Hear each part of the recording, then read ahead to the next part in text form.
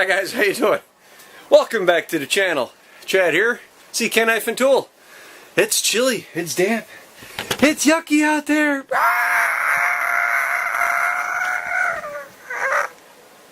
No? Okay. How you guys doing? Welcome back. If you're new to the channel, hey, I'm Chad. I'm Knife Guy. I'm the guy running this YouTube channel as best as I can. Well, today's video I am wrapping up a bunch of knives and a bunch of other things. I got some knives here I got to start gluing up.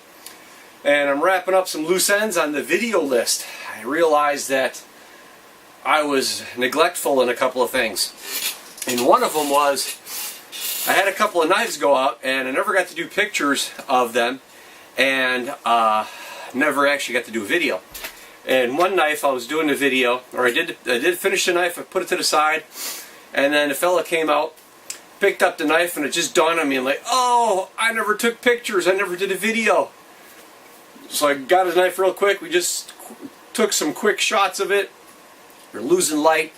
Photos didn't turn out that great, but he had to get going, and so I never really did official unveiling and a reveal of the knife like I like to do on some of my more unique knives. And this knife was Dirk's knife.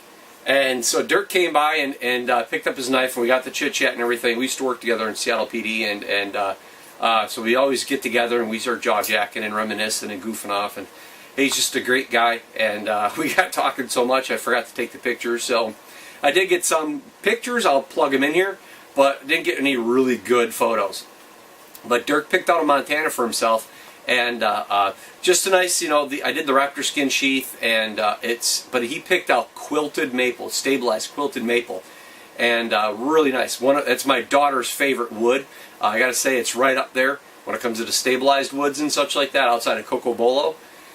I really like that quilted maple, even when it gets dyed. It's got some really neat colors to it. I've got some, I think, in a green or red or gray, something like that, in my stabilized wood selection. And it's really neat. I just love the character of quilted maple. But so anyhow, Dirk came out and got it. He picked out these really nice pins, and I'm a really big fan of the copper metal. I love copper, and especially copper and nickel silver. The copper and silver looks they go together so well. And I had just a little piece of this pin left over, and Dirk saw that, and he put everything together. He says, "That's the knife."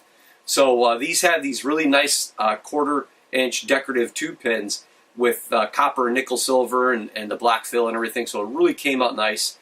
Taper tang, everything, you know, like everything else along what you guys are used to seeing on my knives. So that was really cool. So thank you, Dirk. I do appreciate that. The other knife, actually, it wasn't one of my knives or two of my knives per se. This is Chris. Chris is a returning customer and a friend that he ended up, well, he wanted to make a couple of knives for some special people in his life. So throughout 2018, we've been getting together every once in a while, and he's been coming to the shop, and him and I have been working on these knives together. Chris tried to do a knife last year in 2017 for his father, but we started late in the year, and then with his schedule and work, when it came up to Christmas, he just got swamped with overtime, so I had to finish the knife. And I did a video on that, and I did some pictures, and I could plug them in here, and this was Chris's dad's knife, and it was really cool. This was Ron's Christmas present. Well, these two knives here are for a couple of special people. One of them's for Asher, and the other one is for Cheyenne. Yes, Chris made these two knives for his daughter and his son.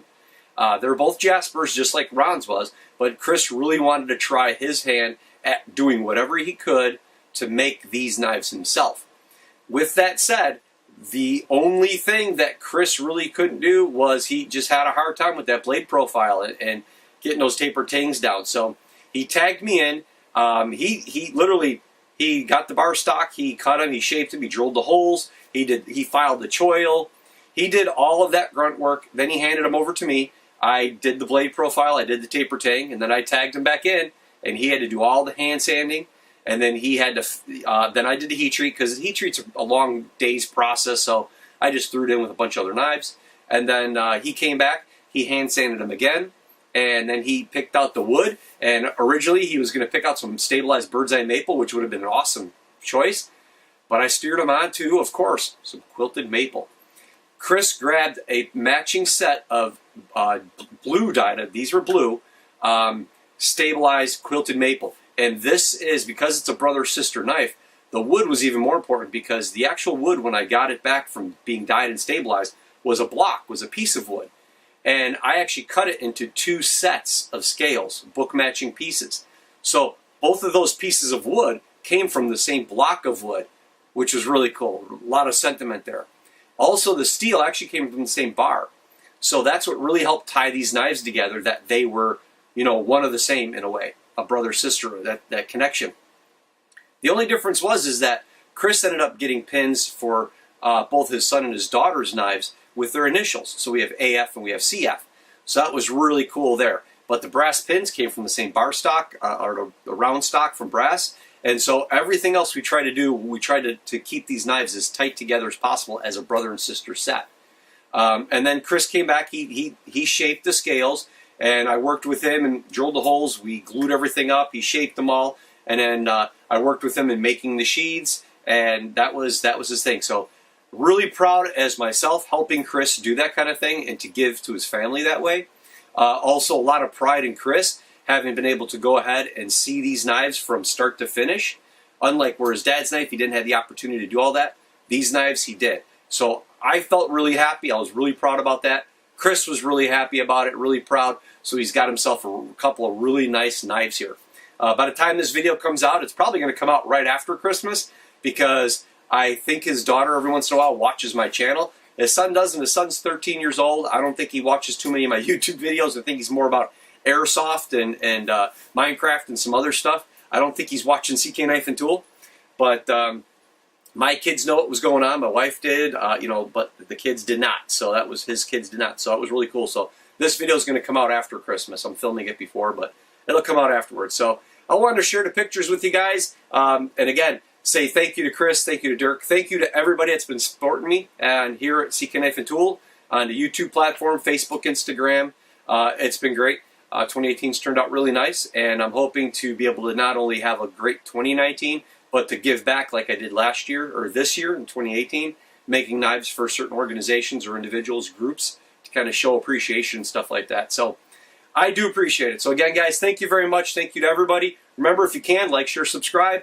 Thumbs up, thumbs down, all that stuff. Questions, comments, gripes, moans, groans, complaints. Give them to me. So until the next one, everybody take it easy. Have a good one. Hopefully you had a good Christmas, and have a good New Year.